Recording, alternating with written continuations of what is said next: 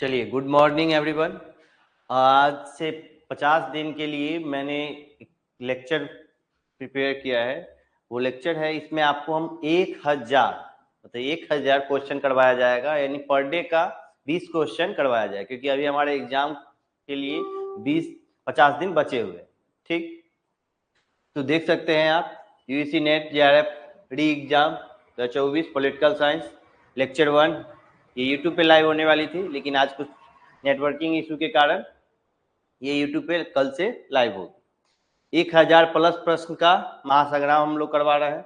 उसके बाद ये हमारे रिजल्ट हैं। कंप्लीट फाउंडेशन पेपर 1 50% अभी ऑफ चल रहा है, बहुत ही अच्छा मौका है, आप लोग ज्वाइन कर सकते हैं। और फिर पॉलिटिकल साइंस का भी कंप्लीट फाउंडेशन बैच जो है उस पर भी 50% ऑफ चल रहा है। ठीक, ये हमारे फेसबुक, टेलीग्राम एप्लीकेशन का लिंक, यूट्यूब लिंक, ये सब कुछ दिया हुआ है। तो आप जल्द से जल्द हमारे चैनल को लाइक करें और सब्सक्राइब करें और इस वीडियो को बिना स्किप किए पूरे देखें। चलिए, फर्स्ट क्वेश्चन, आज का फर्स्ट क्वेश्चन देखिए।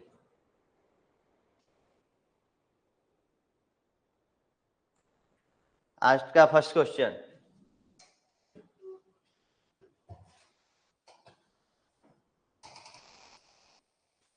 अधिकार वह है जिनकी हम दूसरों से तथा दूसरे हमसे अपेक्षा करते हैं। यह किसने कहा था? यह किसने कहा था? अधिकार वह है जिनकी हम दूसरों से तथा दूसरे हमसे अपेक्षा करते हैं। यह किसने कहा था? बताइए, आंसर दीजिए। चलिए, इसका आंसर हॉब्स हाउस है। हॉब्स हाउस ने कहा था कि अधिकार वह है जिनकी हम दूसरों से तथा दूसरे हमसे अपेक्षा करते हैं। चलिए, अब देखेंगे कि आप लास्की, ग्रीन और प्लेटो, इन तीनों ने अधिकार पर, इन तीनों का जो अधिकार पर कौन सा कथन इन्होंने दिया है वो एक बार देख लेंगे आप।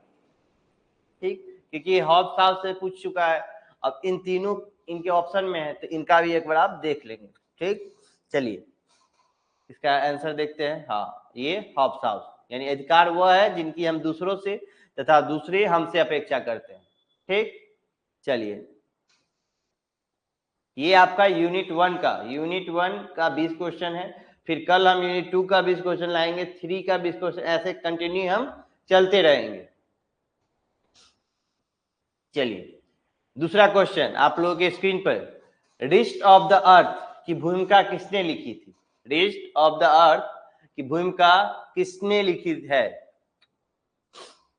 बताइए, रिस्ट ऑफ द अर्थ की भूमिका किसने लिखी है?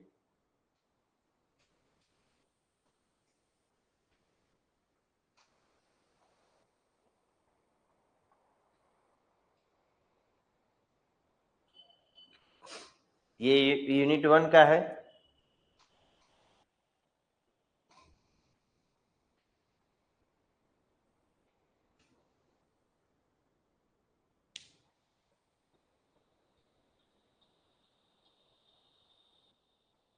रिस्ट ऑफ द अर्थ की भूमिका किसने लिखी है? इसका आंसर होगा आपको, नहीं, इसका आंसर है Jaya Paul Sartre. Jaya Paul Sartre, देखिए, चलिए आंसर देखते हैं। हाँ, तो रिस्ट ऑफ द अर्थ की भूमिका किसने लिखी है? तो जया पॉल सार्त्र। इसके लेखक कौन है? बताइए, इसके लेखक कौन है wrist of the earth? France Fanon wrist of the earth के लेखक हैं। चलिए, निम्नलिखित, तीसरा क्वेश्चन, निम्नलिखित में से कौन सी पुस्तक लेनिन द्वारा लिखी गई है? निम्नलिखित में से कौन सी पुस्तक लेनिन द्वारा लिखी गई है? बताइए, कौन सी पुस्तक लेनिन द्वारा लिखी गई है?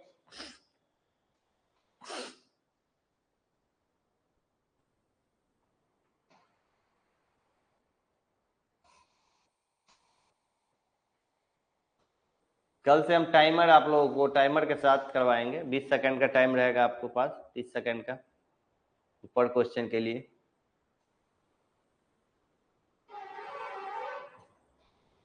चलिए, इसका निम्नलिखित में से कौन सी पुस्तक लेनिन द्वारा लिखी गई है? What is to be in the state and revolution, ये दोनों पुस्तक लेनिन का है। चलिए देखते हैं आंसर क्या है। What is to be done 1901 में लिखा है, और द स्टेट एंड रेवोल्यूशन जो कि 1917 में इन्होंने लिखा है। ठीक, तो ये आपका what is to be done 1901 और द स्टडी एंड रेवोल्यूशन 1917 में लिखा है। ये आपका लेनिन का पुस्तक है। चलिए चौथा नंबर क्वेश्चन, नीचे दो कथन दिए गए हैं, एक को अभिकथन और दूसरे को कारण कहा गया है। पहला अभिकथन क्या है, देखभाल का नीति शास्त्र एक नैतिक उपागम है। ठीक, देखभाल का जो नीति शास्त्र है वो एक नैतिक उपागम है जो न्याय का विरोधाभासी होता है। ठीक है, कारण क्या दिया हुआ है इसका, कि व्यक्ति समानतः अपनी पूर्व धारणाओं को न्याय संगत ठहराने के लिए अपने विवेक का प्रयोग करते हैं, अपने विवेक का प्रयोग करते हैं। बताइए इसका आंसर क्या होगा।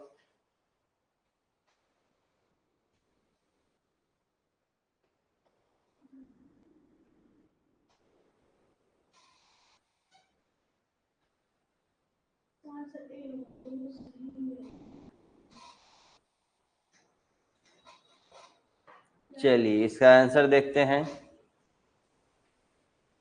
क्या होगा। ए और आर दोनों सही है और आर ए की सही व्याख्या है। देखभाल का नीति शास्त्र एक नैतिक उपागम है जो न्याय का विरोधाभासी होता है। ठीक, हाँ, और कारण क्या बता रहा है कि व्यक्ति समानतः अपनी पूर्व की जो उसकी धारणा है को न्याय संगत ठहराने के लिए, मतलब उन्होंने जो भी पहले का किया हुआ है वो सब सही है, ठहराने के लिए अपने विवेक का प्रयोग करते हैं। तो ए और आर दोनों सही है और आर ए की सही व्याख्या है। चलिए नेक्स्ट क्वेश्चन, पांचवा क्वेश्चन, नीचे दो कथन दिए गए हैं, एक को अभिकथन और दूसरे को कारण। तो सभी के लिए अभिकथन क्या है, सभी के लिए न्याय की अवधारणा समानता से सुसंगत है, और कारण क्या दे रहा है कि न्याय हेतु सकारात्मक स्वतंत्रता आवश्यक होती है। न्याय हेतु सकारात्मक स्वतंत्रता आवश्यक होती है। अब बताइए इसका क्या आंसर होगा।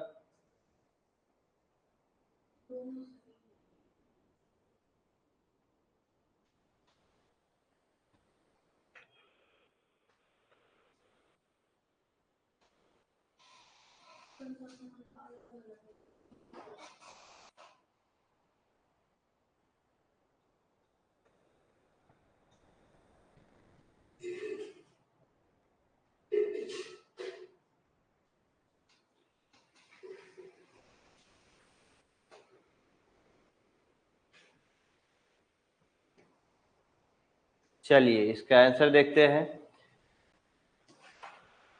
सभी के लिए न्याय की अवधारणा समानता से सुसंगत है और न्याय हेतु सकारात्मक स्वतंत्रता आवश्यक होती है।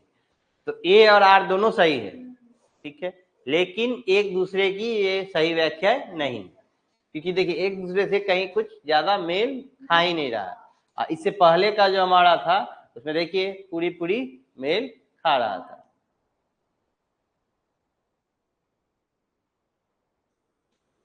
चलिए नेक्स्ट क्वेश्चन, छठा नंबर, निम्नलिखित पुस्तकों को उनके प्रकाशन वर्ष के क्रम में व्यवस्थित कीजिए। बताइए इसका आंसर क्या होगा। द स्टेट एंड रेवोल्यूशन, उसके बाद the politics system, the German ideology, the structure of scientific revolution. अभी हमने जस्ट थोड़ी देर पहले द स्टेट एंड रेवोल्यूशन को पढ़ा था जो कि लेनिन की पुस्तक है। पुस्तक का नाम हमेशा ध्यान रखना है, वो कब प्रकाशित हुआ, ये दो चीज आपके माइंड में हमेशा होने चाहिए। चलिए बताइए।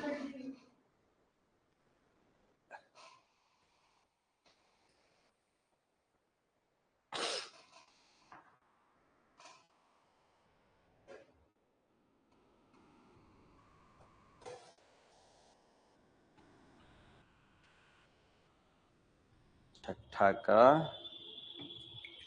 कुछ लोग ए दे रहे हैं, कुछ लोग डी दे रहे हैं। देखते हैं।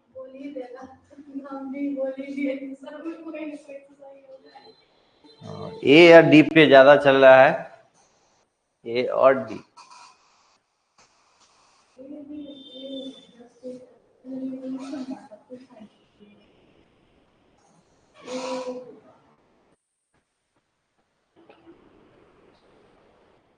चलिए देखिए, अभी जस्ट हमने द स्टेट एंड रेवोल्यूशन हमने पढ़ा, जो कि लेनिन का है।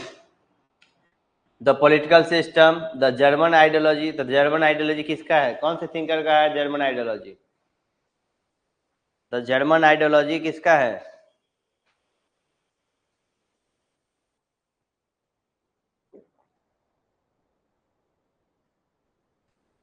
बताइए।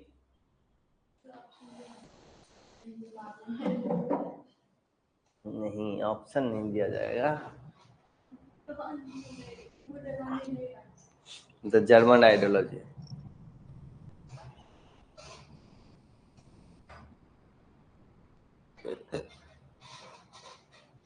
चलिए इसका आंसर वैसे देखते हैं। The German ideology Karl Marx का है। देखिए अब बताइए इसका answer. The state and revolution, जो कि मैंने कहा था लेनिन का है 1917 में। इसी क्वेश्चन को कुछ देर पहले हमने भी देखा हुआ है। इसी लेनिन की पुस्तक पूछ रहा था, उसमें से एक पुस्तक ये भी थी। The political system, the David Easton 1953। The German ideology Marx, जो कि 1845 में लिखे हैं इन्होंने, Karl Marx. The structure of scientific revolution Thomas Kuhn 1962 में इन्होंने लिखा है। तो सबसे पहले 3 होगा, उसके बाद आपको 1 होगा, उसके बाद 2, उसके बाद 4।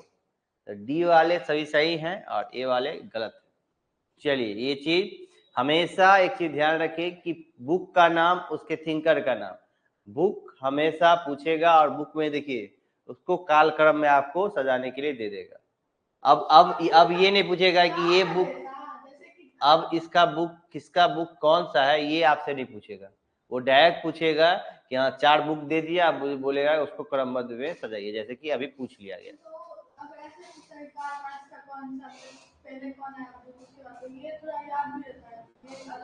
अलग अलग थिंक करके इसीलिए ना पूछता है, अलग अलग थिंक करके पूछता है। चलिए नेक्स्ट क्वेश्चन।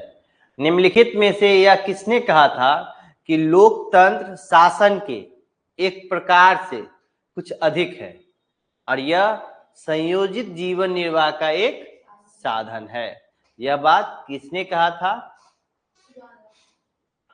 देखिए जिसने भी कहा था, कुछ 20 सेकंड का समय है, सोचिए देखिए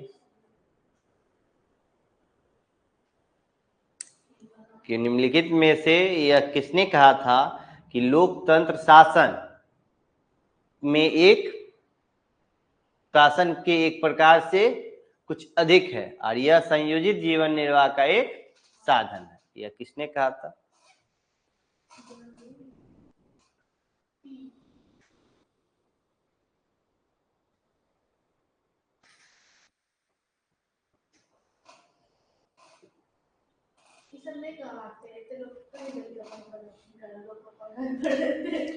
अब देखिए इसका ये है, इसका आंसर चलिए देखते हैं। तो इसका आंसर है आपको सी, जॉन डुई। जॉन डुई ने कहा है। अब देखेंगे कि जवाहरलाल नेहरू ने लोकतंत्र पर क्या कहा है, उनका कोटेशन है। जॉन लॉक का क्या कोटेशन, गांधी का क्या कोटेशन है। सभी थिंकर के बुक और कोटेशन से हर बार क्वेश्चन आपसे पूछे गए। चलिए नेक्स्ट क्वेश्चन। बहुसंस्कृतिवाद के विमर्श में निम्नलिखित में से किसने आंतरिक प्रतिबंध एवं बाह्य प्रतिबंध शब्दों का उपयोग किया है? आंतरिक प्रतिबंध एवं बाह्य प्रतिबंध शब्दों का उपयोग किया है। कौन किया है? बहुसंस्कृतिवाद के विमर्श में निम्नलिखित में से किसने आंतरिक प्रतिबंध और बाह्य प्रतिबंध इस दोनों का उपयोग किया है, शब्दों का उपयोग किया है? कौन है ये बताइए।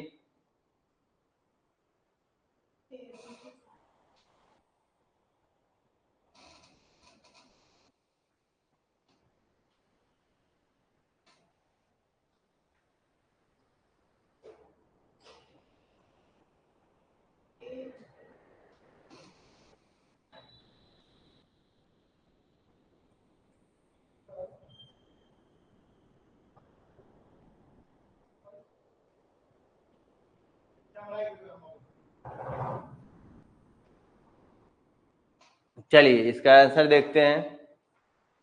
तो बहुसंस्कृतिवाद के लिए जो ये आंतरिक प्रतिबंध और बाह्य प्रतिबंध शब्दों का उपयोग किया है वो है विल कमलिका।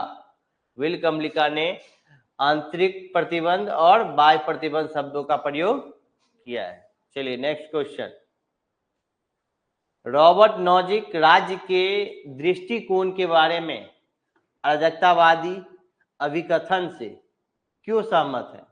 निम्नलिखित में से गलत तर्कों को चुनिए। देखिए रॉबर्ट नॉजिक जो है वो राज्य के दृष्टिकोण के बारे में अराजकतावादी अभिकथन से क्यों सहमत है? तो इसमें से निम्नलिखित में से गलत तर्क को चुनिए। सही तर्क को नहीं चुना है, गलत तर्क को चुनिए। गलत तर्क क्या होगा? पहला है यह अंतर्भूत रूप से अनैतिक है, यह बल के प्रयोग पर एकाधिकार बनाए रखता है जिसके पास नैतिकता न हो, यह व्यक्तिगत अधिकारों का उल्लंघन करता है और इसका अभिप्रेरक नागरिकों का कल्याण है। बताइए। चलिए देखते हैं और लोगों को आंसर देने दीजिए।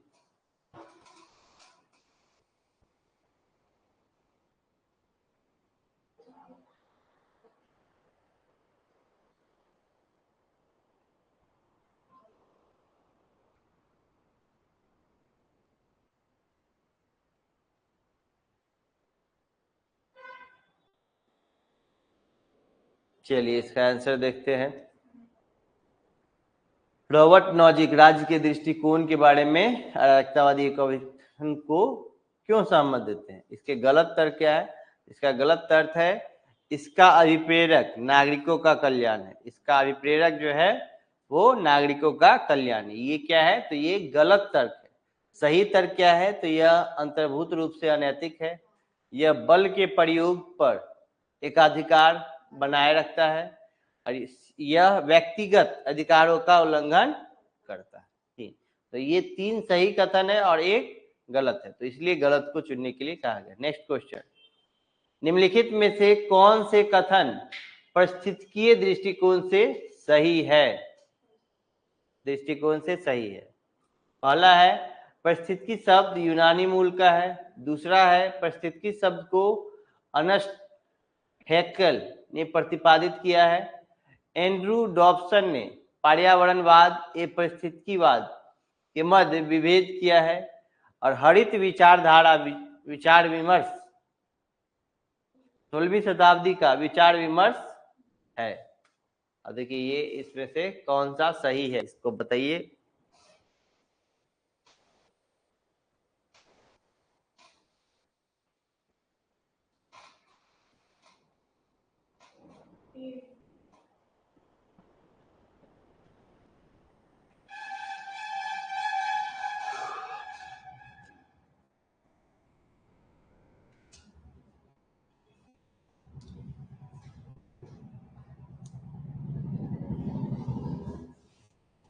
चलिए इसका आंसर देखते हैं। निम्नलिखित में से कौन से कथन पारिस्थितिकी दृष्टिकोण से सही है? वो है 1, 2 और 3। तीनों सही है और एक गलत है।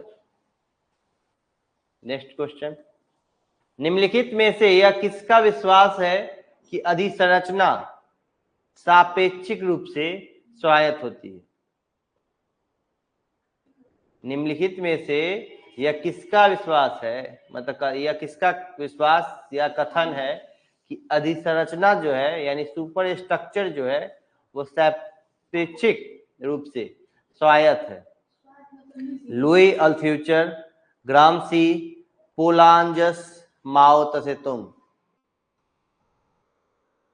बताइए कौन होंगे? 1 2 1 3 2 3 4 और केवल 2।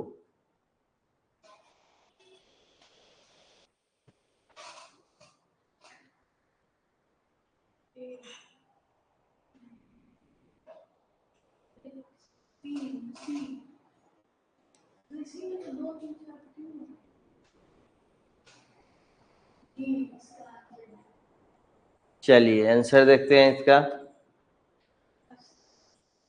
इसका आंसर है 2 3 4 यानी ग्रामसी, पोलजन्स, माओ तसेतुंग। लुई और फ्यूचर इसमें नहीं आएंगे। नीचे दो कथन दिए गए हैं, एक को अभिकथन और दूसरा को कारण। हमारे समय में इतिहास वह है जो कि दस्तावेजों को स्मारकों से रूपांतरित करता है। ठीक, पहला अभिकथन है। दूसरा कारण है कि ज्ञान का पुरातत्व विज्ञान, ज्ञान का जो पुरातत्व विज्ञान है वो स्मारकों के अंतर्भूत वर्णन की खोज करता है। अब इसका क्या होगा? ए होगा, ए सही है, ए और आर दोनों सही है। क्या होगा देखिए, बताइए। दोनों को रिलेट करने की, इस दोनों को रिलेट करने की कोशिश कीजिए। रिलेट हो जाएगा तो फर्स्ट रूपांतरित।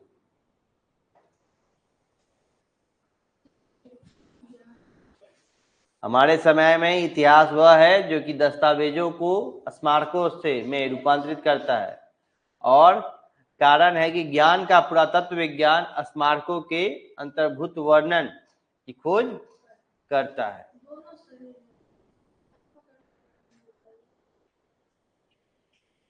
चलिए देखते हैं।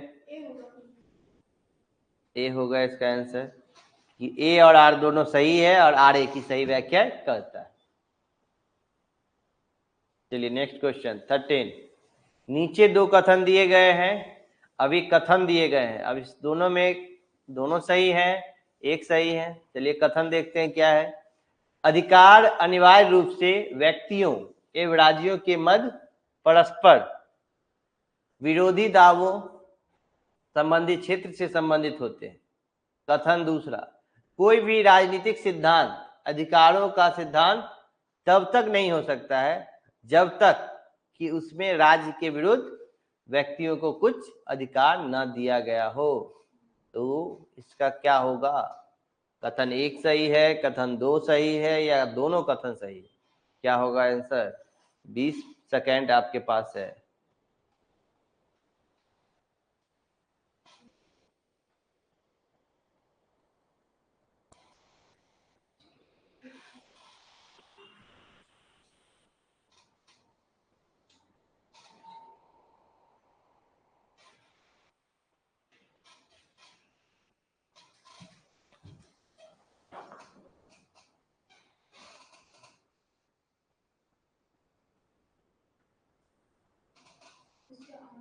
चलिए देखते हैं।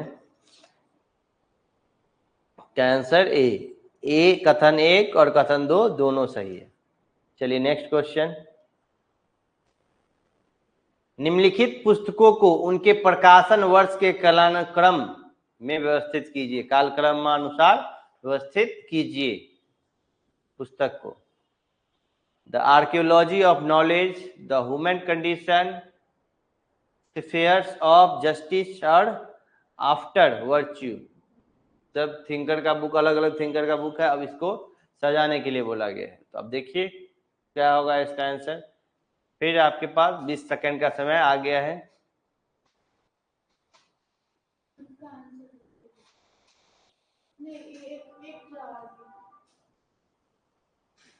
दो एक चार तीन, एक दो तीन चार, चार एक दो तीन, या 3 4 1 2? क्या होगा इसमें?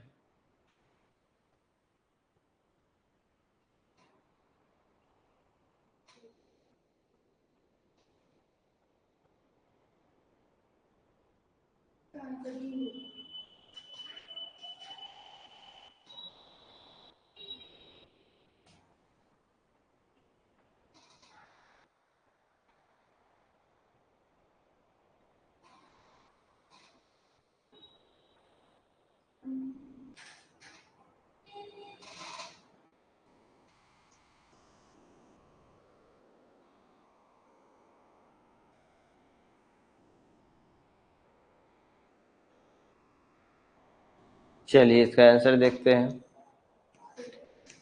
2 1 4 3 यानी द ह्यूमन कंडीशन, उसके बाद द आर्कियोलॉजी ऑफ नॉलेज, और उसके बाद आफ्टर वर्च्यू और स्पेयर्स ऑफ जस्टिस, ये सबसे लास्ट है। चलिए नेक्स्ट क्वेश्चन। निम्नलिखित में से कौन सी अधिनायकवादी शासन की एक विशेषता नहीं है? नामिक रूप से लोकतांत्रिक संस्थाएं, अधिनायकवादी टॉपिक है, विचारधारा है वो। नेतृत्व का अप्रतिस्पर्धात्मक तरीके से चुनाव। सी शासन के लक्ष्यों की प्राप्ति के लिए जनता को लामबंद करना। और डी लोकतंत्र की मजबूती के लिए जन संगठनों का उपयोग करना। तो इसमें से कौन सी अधिकारवादी शासन की एक विशेषता नहीं है? इसमें से एक ऐसा है जो इसकी विशेषता नहीं है, तो क्या होगी?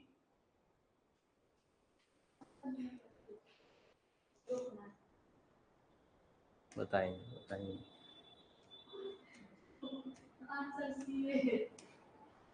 देखते हैं।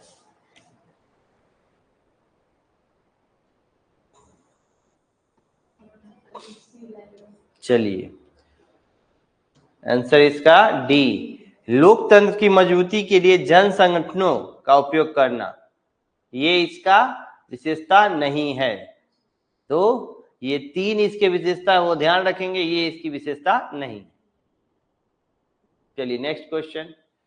अधिनायकवाद में सत्ता के प्रति कोई भी प्रश्न किए बिना आज्ञा पालन की अपेक्षा की जाती है। दूसरा, अधिनायकवादी सरकार में प्रायः नेताओं के स्वतंत्र एवं प्रतिस्पर्धात्मक चुनाव का अभाव होता है। बताइए क्या होंगे? कथन 1 2 दोनों सही है, कथन 1 सही है या 2 सही है? तो देखिए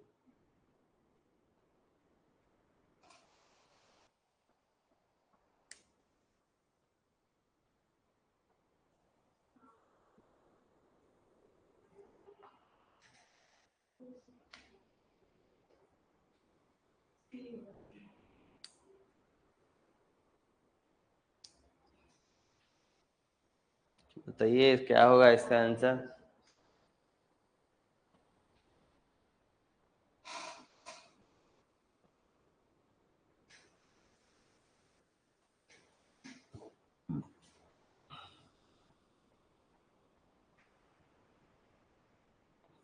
चलिए इसका आंसर देखते हैं।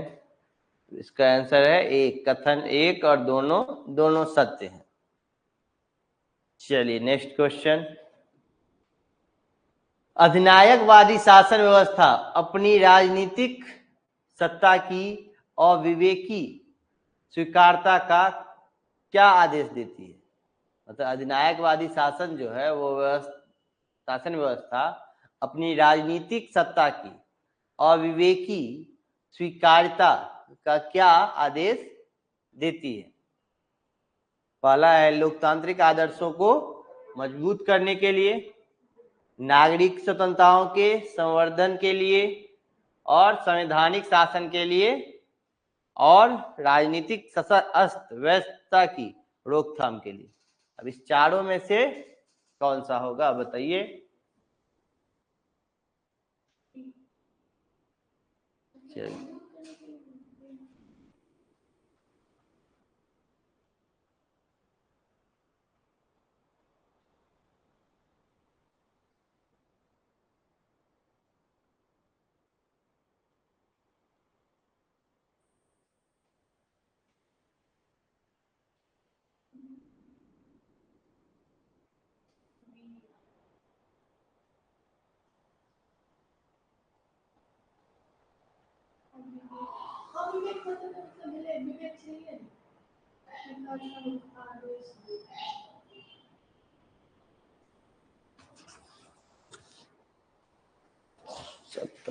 बताइए बताइए आंसर दीजिए सभी आदमी।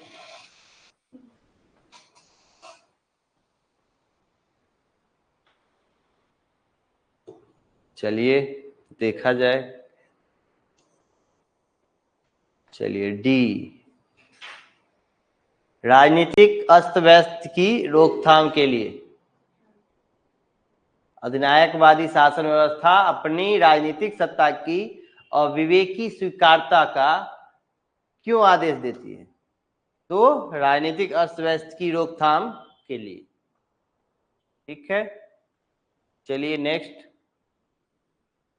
18 अधिनायकवादी शासन व्यवस्थाओं में नागरिक स्वतंत्रताओं की परिस्थिति क्या रहती है? अधिनायकवादी शासन व्यवस्थाओं में नागरिक स्वतंत्रताओं की परिस्थिति क्या रहती है? पहला, उसी रूप में स्वतंत्रता रहती है जैसे कि लोकतांत्रिक शासन व्यवस्था में हो। उनकी परिस्थिति अपरिवर्तित रहती है, उनका अधिकार आदर किया जाता है और उपयुक्त में से कोई नहीं। तो बताइए इसका क्या होगा आंसर?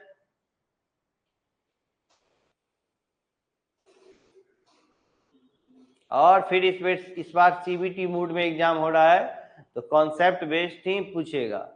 ऑफलाइन हुआ था इसलिए ऑब्जेक्टिव बेस्ड पूछ दिया था, लेकिन फिर से सीबीटी हो रहा है तो कॉन्सेप्ट बेस्ड ही पूछेगा। ये सब कुछ कॉन्सेप्ट के आधार पर।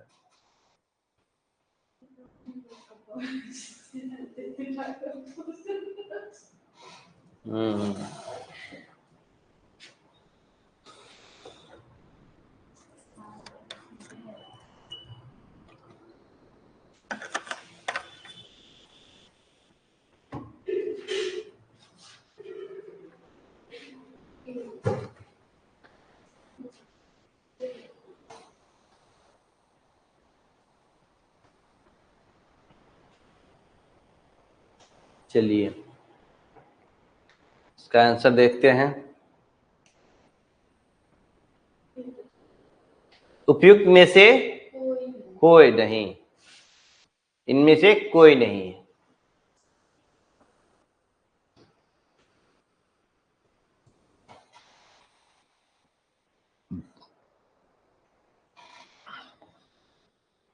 The rights of the man, the rights of man पुस्तक का लेखक निम्नलिखित में से कौन है? The right of man, the rights of man पुस्तक का लेखक कौन है? J S. Mill, Thomas Paine, Thomas T H. Green जिसे शॉर्ट फॉर्म में कहते हैं, थॉमस हिल ग्रीन और जॉन लॉक। बताइए इस चारों में से कौन है द राइट्स ऑफ मैन पुस्तक के लेखक? कौन है?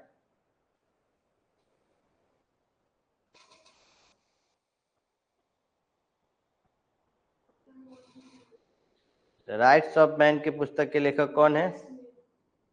JS.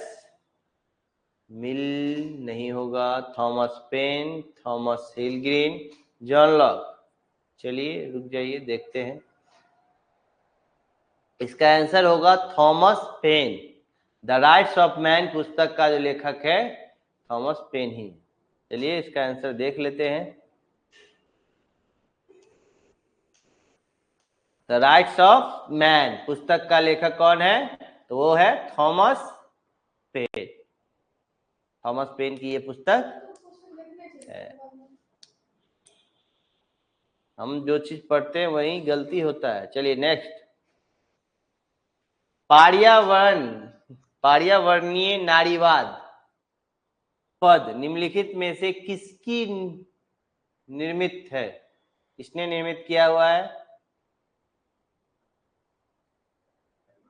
Francois D यूवान, ओकीन, cat millet, Germany ग्रियर। बताइए इससे पर्यावरणीय नारीवाद पद निम्नलिखित में से किसकी निर्मित है? किसने निर्मित? हाँ, किसका निर्मित किया गया है? बताइए क्या होगा इसका answer? Francois D यूवान, ओकीन, cat millet, German gear.